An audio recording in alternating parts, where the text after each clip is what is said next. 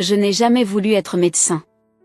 Cela peut sembler ingrat, après tout, la médecine est une profession noble, un rêve pour beaucoup. Mais pour moi, c'était une cage dorée, un chemin tracé par mes parents qui étouffait lentement ma véritable passion. Mon nom est Sophia Meyer, et cela fait 6 ans que je mène une double vie. Pour mes parents, je suis le docteur Meyer, la fille obéissante qui a suivi la voie qu'ils avaient choisie pour moi.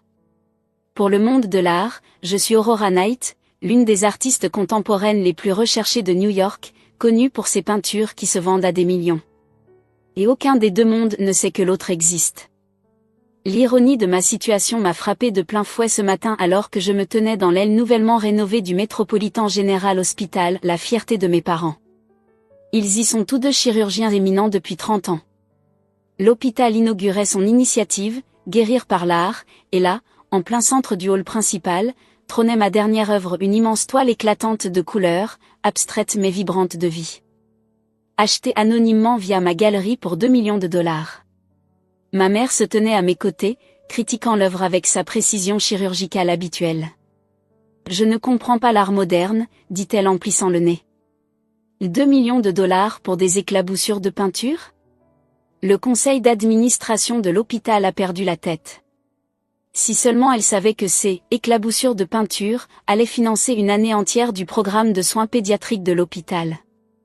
Mon père nous rejoignit, sa blouse blanche immaculée comme toujours. Au moins, ça ajoute un peu de couleur à l'endroit, grommela-t-il. Mais j'aurais préféré qu'il dépense cet argent pour du nouvel équipement. Je mordis ma langue, me souvenant de la nuit où j'avais peint cette toile. Je venais de terminer un service de 36 heures à l'hôpital, leur hôpital, et au lieu de dormir, j'étais allé directement dans mon atelier secret. Toutes mes émotions s'étaient déversées sur la toile, l'épuisement, la frustration, la pression constante d'être quelqu'un que je n'étais pas. Mais mon histoire commence réellement 10 ans plus tôt, lorsque j'avais 18 ans et que j'ai osé rêver d'intégrer une école d'art. Absolument pas. La voix de mon père avait grondé à travers la maison, faisant trembler la porcelaine fine dans la vitrine. Aucune fille à moi ne gâchera sa vie à peindre des tableaux. Je me tenais dans notre salon, une lettre d'acceptation de l'Institut des Beaux-Arts dans mes mains tremblantes, les mêmes mains qui avaient secrètement remporté 3 concours nationaux d'art pour jeunes sous un pseudonyme. Les mêmes mains que mes parents voulaient entraîner à tenir un scalpel au lieu d'un pinceau. Mais papa, j'ai obtenu une bourse complète. Ils disent que je suis l'une des artistes les plus prometteuses qu'ils aient vues depuis des années. Ma voix me semblait minuscule. Ma mère était assise bien droite sur notre canapé en cuir, son expression un masque soigneusement construit de déception. Et Sophia, nous avons tout investi pour te préparer à la faculté de médecine, les cours supplémentaires, les programmes d'été, les préparations au MSAT. Il n'y a pas de discussion possible.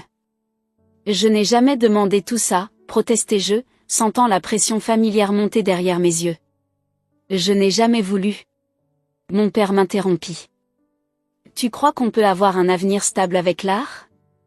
Tu crois que tu pourras subvenir à tes besoins en dessinant ? Regarde ton cousin William, il a essayé d'être un créatif, et maintenant il a 35 ans et vit toujours chez ses parents. Mais je suis douée, murmurai-je. Vraiment douée. Ma mère se leva, lissant son chemisier impeccable. Tu es aussi douée en sciences, première de ta classe en biologie, un score parfait au MSAT. Ce n'est pas un hasard, Sophia. C'est ta véritable vocation. Je voulais leur parler des tableaux que j'avais déjà vendus en ligne. Du galeriste qui avait vu mon travail et m'avait proposé de me représenter. De cette flamme qui s'embrasait en moi chaque fois que je prenais un pinceau. Mais je savais que cela ne changerait rien. Dans leur monde, la réussite n'avait qu'une seule définition, et elle portait une blouse blanche. La lettre d'acceptation se froissa dans ma main. J'avais un choix à faire, défier mes parents et risquer de perdre ma famille, ou trouver un autre moyen. Cette nuit-là, j'ai pris une décision qui allait façonner la prochaine décennie de ma vie. J'ai écrit à l'Institut des Beaux-Arts pour décliner leur offre. Et j'ai accepté ma place dans l'université de mes parents, la Preston Medical School. Mais j'ai aussi envoyé un email à ce galeriste sous mon nouveau pseudonyme, Aurora Knight. Je devrais travailler dans le plus grand secret, écrivis-je. Aucune apparition publique, aucune photo, aucune interview. Mais je continuerai à peindre. Sa réponse est arrivée en quelques heures. Intriguant. Le mystère peut être un outil marketing puissant. Envoyez-moi votre prochaine œuvre, et nous commencerons. C'est ainsi que ma double vie a commencé. Le jour, je me plongeais dans mes études de médecine, étudiant l'anatomie humaine avec la même précision que j'avais autrefois consacrée à la théorie des couleurs. La nuit, dans un petit studio que je louais sous mon alias, je créais des œuvres qui commencèrent à attirer l'attention des collectionneurs du monde entier. La première année fut la plus difficile. L'école de médecine était aussi exigeante que mes parents l'avaient prédit, et certaines nuits, j'avais l'impression que j'allais m'effondrer sous la pression. Mais d'une manière ou d'une autre, l'épuisement et le stress ne faisaient qu'alimenter mon article. Mes peintures devinrent plus intenses, plus émotionnelles. Les critiques les qualifièrent de brutes, viscérales, presque chirurgicales dans leur précision. S'ils savaient seulement. Ma première vente majeure eut lieu durant ma deuxième année d'études, un triptyque vendu pour $180 000. J'ai célébré seul dans mon studio, dansant en silence parmi mes toiles, sachant que je ne pouvais en parler à personne.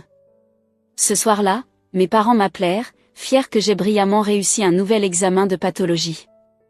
Je les écoutais parler, me demandant ce qu'ils diraient s'ils savaient que leur fille, étudiante en médecine exemplaire, venait d'être acclamée comme la révélation la plus prometteuse de l'art contemporain. Les années suivantes suivirent le même schéma. J'excellais dans mes études médicales, obtenant les éloges et l'approbation que mes parents avaient toujours espérés. Mais dans le monde de l'art, Aurora Night devint une véritable sensation. Mes peintures se vendaient à des prix de plus en plus élevés, et le mystère entourant mon identité ne faisait qu'accroître leur attrait. Les collectionneurs adoraient cette histoire, celle d'un artiste anonyme dont les œuvres semblaient capturer l'essence même de l'émotion humaine. « Votre technique est remarquable », écrivit un critique renommé. Il y a quelque chose de presque clinique dans votre compréhension de la nature humaine, et pourtant votre expression en est une pure poésie. J'en ris. S'ils savaient combien d'heures j'avais passé à étudier l'anatomie humaine. Quand j'ai obtenu mon diplôme de médecine, j'avais gagné assez d'argent avec mon art pour acheter une petite île privée, mais je ne pouvais évidemment pas le dire à mes parents. Alors, j'acceptai sagement un poste de résidente dans leur hôpital, le Metropolitan General, tout en conservant mon atelier secret de l'autre côté de la ville. Cet équilibre était épuisant. Mais quelque chose d'inattendu se produisit. Je découvris que devenir médecin faisait de moi une meilleure artiste. Et être une artiste faisait de moi une meilleure médecin. Ma connaissance de l'anatomie humaine apportait une perspective unique à mes peintures, tandis que ma sensibilité artistique me permettait de me connecter aux patients d'une manière que mes collègues ne comprenaient pas tout à fait. Mais à chaque fois que mes parents se vantaient de leur fille médecin, à chaque fois qu'ils me rappelaient à quel point ils avaient eu raison de me pousser vers la médecine, je pensais aux peintures qui se vendaient pour des millions sous un nom qu'ils ne connaîtraient jamais. Jusqu'à ce matin. Lorsqu'ils se sont tenus dans leur propre hôpital, critiquant sans le savoir l'œuvre de leur propre fille valant des millions. La même œuvre qui allait financer le programme de soins pédiatriques qu'ils s'étaient battus pendant des années pour étendre. Et c'est à ce moment-là que j'ai compris. Peut-être était-il enfin temps pour Aurora Night de sortir de l'ombre. Mais je ne m'attendais pas à ce qui allait se passer ensuite. La décision de révéler mon identité ne s'est pas prise en un instant. Elle s'est construite lentement, comme les couches de peinture sur une toile, chaque petit incident ajoutant un coup de pinceau au tableau d'ensemble. La critique de mon père à propos du tableau dans le hall de l'hôpital ce matin-là n'était que la dernière couche. Ce qu'il ne savait pas, c'était que j'avais une autre œuvre dévoilée ce soir-là au Metropolitan Museum of Art. Debout dans le couloir stérile de l'hôpital, encore vêtu de ma blouse blanche, je consultais mon téléphone. 3 appels manqués de Marcus, mon galeriste. Un message clignotait sur l'écran. Gros problème avec le dévoilement de ce soir. Besoin de te parler au plus vite. Mon cœur s'emballa tandis que je me réfugiais dans une salle de consultation vide. Marcus, qu'est-ce qui se passe? Sa voix grésilla à travers le haut-parleur, tendu d'inquiétude. Le Times va publier un article sur Aurora Night. Quelqu'un a parlé. Ils prétendent connaître ta véritable identité. Mon sang se glaça. C'est impossible. Seul toi le sais. Ce n'était pas moi, coupa-t-il. Mais quelqu'un à l'hôpital a fait le lien. Ils ont remarqué que tu n'es jamais de service lors des grandes expositions d'Aurora Night. Ils ont aussi fait le rapprochement entre la précision anatomique de tes œuvres et une formation médicale. L'article sort ce soir, juste avant le dévoilement au mai. Je m'effondrais sur une chaise, les jambes soudain faibles. 6 ans de secrets méticuleusement gardés, prêts à s'effondrer parce que j'avais été négligente avec mon emploi du temps. Peut-on l'empêcher, murmurai-je. Pas à moins que tu ne veuilles confirmer ou nier officiellement. Il nous donne 1 heure pour commenter. À travers la fenêtre de la salle de consultation, j'aperçus mes parents au loin, faisant leur tournée ensemble, comme ils l'avaient fait depuis 30 ans. Ils avaient l'air si sûrs d'eux. Si certains de leur monde et de leur place en son sein. Je te rappelle, dis-je à Marcus. Pendant des années, j'avais maintenu cette séparation, la fille médecin dévouée et l'artiste millionnaire mystérieuse. Mais tenter de garder ces mondes distincts revenait à vouloir empêcher l'huile et l'eau de se mélanger par pure force de volonté. Épuisant. Impossible. Mon beeper vibra. Urgence en pédiatrie. En courant dans le couloir, mon esprit passait en revue les implications. Si l'article paraissait, tout le monde saurait. Mes collègues. Mes patients. Mes parents. L'urgence se révéla être une réaction allergique effrayante, mais traitable. Tandis que je calmais l'enfant paniqué avec une injection d'épinéphrine, je remarquais les murs du service pédiatrique. D'un blanc clinique. Institutionnel. Rien à voir avec la peinture vibrante qui ornait désormais le hall d'entrée. Docteur. La mère de l'enfant me toucha le bras. Merci. Il était terrifié, mais vous l'avez rassuré. Je regardais le petit garçon, maintenant en train de respirer normalement, agrippant son éléphant en peluche. À cet instant, je compris quelque chose, j'étais douée pour ça. Pas parce que mes parents m'avaient forcé à faire médecine, mais parce que j'y mettais tout ce que j'étais, y compris l'artiste qu'ils avaient essayé de réprimer. Je sortis de la chambre et rappelai Marcus. Ne combats pas l'article, dis-je fermement. En fait, donne-leur mieux. Dis-leur qu'Aurora Knight assistera au dévoilement de ce soir en personne, pour la toute première fois. Silence à l'autre bout du fil. Puis. Tu es sûr? Ça change tout. Tout est déjà en train de changer. Autant le faire à mes conditions. Je raccrochai et fis quelque chose que je n'avais jamais fait auparavant, je demandai une soirée de congé en urgence. Mon superviseur fut surpris. J'étais connue pour ne jamais demander de changement d'horaire, mais étant donné mon dossier irréprochable, il accepta. Puis, j'appelai le bureau de mes parents. Maman, papa, j'ai besoin que vous veniez au Metropolitan Museum of Art ce soir. Il y a quelque chose que vous devez voir. Le musée? Ma mère semblait perplexe. Sophia, nous avons un dîner prévu avec le conseil de l'hôpital. S'il vous plaît, coupez-je. C'est important. Plus important qu'un dîner avec le conseil? Peut-être était-ce le ton de ma voix, mais après un silence, mon père demanda. À quelle heure? De retour chez moi, j'ouvris le placard secret où je gardais tout ce qui appartenait à mon alter ego, Aurora Knight.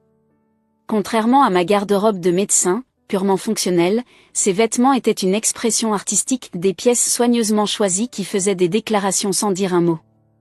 Je choisis une robe en soie peinte à la main, l'une de mes propres créations, chaque coup de pinceau racontant une partie de mon histoire. En m'habillant, je pensais au tableau qui serait dévoilé ce soir. Il était différent des autres, plus personnel, plus révélateur. Je l'avais intitulé Fille de la médecine, et j'y avais insufflé toute la complexité de ma double vie. La figure centrale était une femme en blouse blanche, mais son ombre projetée sur le mur représentait une artiste à son chevalet. Les instruments médicaux se transformaient en pinceaux, les couloirs d'hôpital s'épanouissaient en couleurs, et tout au long de la toile se dessinait le rythme régulier d'un moniteur cardiaque, rendu en feuilles d'or. Je l'avais peint lors d'une semaine de garde nocturne en soins intensifs, chaque couche ajoutée dans des moments volés entre 2 visites, la peinture se mêlant parfois à mes larmes d'épuisement. C'était à la fois une confession et une déclaration. Et ce soir, il se vendrait pour 3,5 millions de dollars si la vente n'était pas compromise par ma révélation. Mon téléphone vibra à nouveau. Marcus. Le Times a accepté de retarder l'article jusqu'après le dévoilement, mais les réseaux sociaux s'emballent déjà. Tu es en tendance. Je me regardais dans le miroir, la robe élégante de l'artiste, mon badge d'hôpital encore accroché à mon sac par habitude. Pour la première fois depuis des années, je me sentais entière. Unifiée. Tant mieux, dis-je. Qu'il parle. Le musée était déjà bondé lorsque j'arrivai. Le vernissage était l'événement social de la saison, rendu encore plus excitant par les rumeurs selon lesquelles la mystérieuse Aurora Night pourrait enfin apparaître. J'aperçus mes parents près de l'entrée, mal à l'aise et déplacés dans leur tenue strictement professionnelle. Ils ne m'avaient pas encore vue. Derrière eux, sous un drap de velours, attendait ma peinture. Ma vérité. Dans moins d'une heure, tout allait changer. Marcus apparut à mon coude, l'air nerveux. La presse est là en force. Dernière chance de faire marche arrière. Je secouai la tête. Pas cette fois. Le directeur du musée s'avança vers le podium et tapota le micro. Mesdames et messieurs, bienvenue à cette soirée historique. Je me frayais un chemin à travers la foule en direction de mes parents, le cœur battant mais les pas assurés. Des années d'urgences hospitalières m'avaient appris à garder mon calme en pleine crise. Le directeur poursuivit. Et nous avons l'honneur d'annoncer qu'après 6 ans de mystère, l'artiste connu sous le nom d'Aurora Night. J'atteignis mes parents juste au moment où le drap de velours commença à tomber. Maman, papa, dis-je doucement. Il faut que je vous dise quelque chose. Ils se retournèrent, leurs yeux s'écarquillant en me voyant si différente de leur fille médecin bien rangée. Derrière eux, la peinture était à présent pleinement dévoilée, et un murmure de stupeur parcourut la foule. Je suis Aurora Night. Les mots flottèrent entre nous alors que les flashs des caméras éclataient autour de nous. Le visage de ma mère pâlit. La mâchoire de mon père se serra. Et dans leurs yeux, je vis quelque chose que je n'avais jamais vu auparavant, un choc total et absolu. Mais avant qu'ils ne puissent répondre, avant qu'ils ne puissent assimiler cette révélation, quelque chose d'inattendu se produisit, quelque chose qui allait transformer cette soirée déjà mémorable en un événement qui bouleverserait non seulement ma vie, mais aussi le monde de l'art à jamais. Le silence ne dura que quelques secondes, mais il me parut interminable. Puis, le chaos éclata. Les flashs crépitaient comme des stroboscopes, les journalistes hurlaient des questions, la foule se pressait, tout le monde voulait approcher la mystérieuse Aurora Night enfin révélée. Mais moi, je ne pouvais détourner mon regard du visage de mes parents. Ce fut ma mère qui brisa la glace en premier.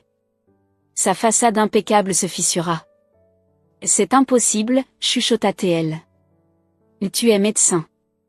Je suis les deux, répondis-je calmement, alors même que la foule continuait de se presser autour de nous. Je l'ai toujours été. Puis quelque chose d'inattendu se produisit. Le docteur James Morrison, président du conseil d'administration de l'hôpital, fendit la foule, le visage rougi par l'excitation. La peinture dans le hall de l'hôpital, s'exclama-t-il. Celle que nous avons dévoilée ce matin, c'était vous? Je hochai la tête. Sa prochaine phrase changea tout. Nous devons annuler l'achat. Nous ne pouvons pas accepter un don de 2 millions de dollars venant de l'une de nos propres résidentes. Les journalistes devinrent fous. Les gros titres se formaient déjà, une médecin artiste fait un don secret de plusieurs millions à son propre hôpital. Mais la voix de mon père trancha à travers le tumulte. Un don. Il se tourna vers le docteur Morrison. Quel don? Le docteur Morrison parut perplexe. Le prix d'achat de la peinture du hall. Il a été restitué à l'hôpital sous forme de don anonyme, destiné au programme de soins pédiatriques. Nous pensions qu'un riche mécène. Sa voix s'évanouit tandis que la compréhension se faisait jour en lui. Mon père revint vers moi, son visage indéchiffrable.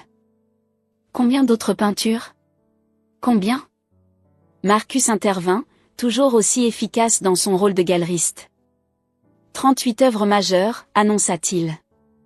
Un total de ventes approchant les 40 millions de dollars.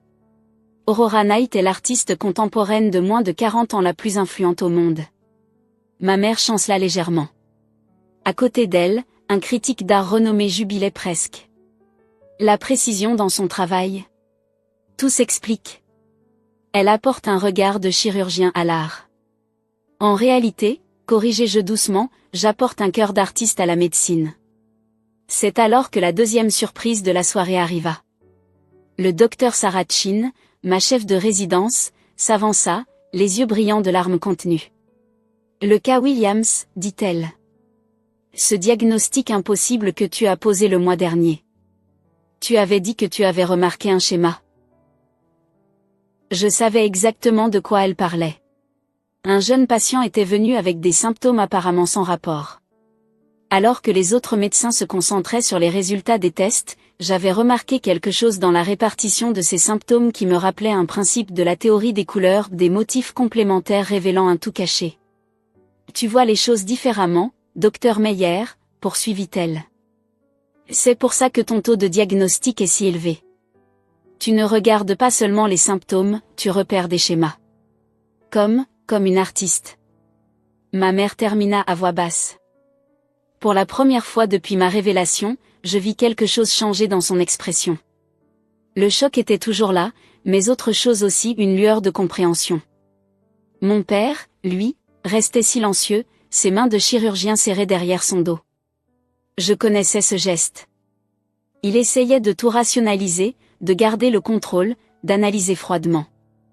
Le directeur du musée tentait désespérément de rétablir l'ordre, de poursuivre le dévoilement officiel de filles de la médecine. Mais je l'entendais à peine. Mon attention était entièrement tournée vers mon père, qui avançait lentement vers mon tableau. Il se tint devant cet homme qui n'avait jamais voulu que sa fille soit une artiste, étudiant chaque détail avec la même intensité qu'il mettait à analyser des radiographies. Je retins mon souffle. L'anatomie, dit-il enfin, la voix rauque. Chaque muscle, chaque proportion. C'est parfait. Oui, répondis-je en me plaçant à ses côtés. Parce que j'ai appris de toi. Il se tourna vers moi, et je vis des larmes dans ses yeux, quelque chose que je n'avais jamais vu auparavant. Toutes ces années, murmura-t-il, nous pensions apprendre à être médecin. Mais tu étais en train d'apprendre à être bien plus que cela. Ma mère nous rejoignit, sa main trouvant la mienne. Le tableau à l'hôpital, dit-elle. Et tu n'as pas seulement donné l'argent. Tu as choisi cet emplacement dans le hall parce que c'est là que vous vous arrêtez chaque matin, complétai-je. Je voulais apporter un peu de beauté à votre quotidien, même si vous ne saviez pas que cela venait de moi. Les flashs crépitaient encore, les journalistes criaient toujours leurs questions, mais à cet instant, il n'y avait plus que nous, une famille qui se voyait enfin avec clarté. Marcus s'approcha prudemment. Sophia, les acheteurs attendent. Les enchères pour filles de la médecine ont déjà dépassé le prix initial. Ils veulent savoir si tu comptes toujours vendre, maintenant que... Non, interrompit mon père, nous prenant tous par surprise. Il se tourna vers la foule, sa voix résonnant avec l'autorité de 30 années de chirurgie. Ce tableau appartient à l'hôpital, à côté de l'autre là où chacun pourra voir ce qui arrive quand on ne force pas quelqu'un à choisir entre deux parties de lui-même. Papa, commençai-je à protester, il vaut des millions. Il sourit, un sourire que je ne lui avais jamais vu auparavant, mélange de fierté, de regret et d'émerveillement. Tout comme ma fille. L'histoire fit le tour du monde du jour au lendemain, bien sûr. Médecin le jour, artiste millionnaire la nuit devint une sensation mondiale. Le monde de l'art fut fasciné par l'influence de ma formation médicale sur mon travail. La communauté médicale, elle, s'intéressa à la manière dont la perception artistique pouvait améliorer le diagnostic. L'hôpital créa un nouveau programme intégrant l'art-thérapie aux soins des patients, et me nomma directrice du projet. Mes tableaux sont désormais exposés à la fois dans des galeries et des hôpitaux, bâtissant un pont entre deux mondes que je croyais autrefois incompatibles. Et mes parents ? Ils s'adaptent encore. Parfois, je les surprends à me regarder comme s'ils voyaient une étrangère. Mais plus souvent, ils regardent mon travail médical et artistique d'un nouvel œil. La semaine dernière, j'ai trouvé mon père devant le tableau du hall, l'observant pendant sa tournée matinale.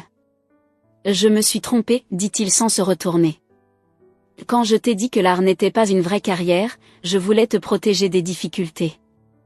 Mais en réalité, j'ai failli t'empêcher de devenir celle que tu étais destinée à être.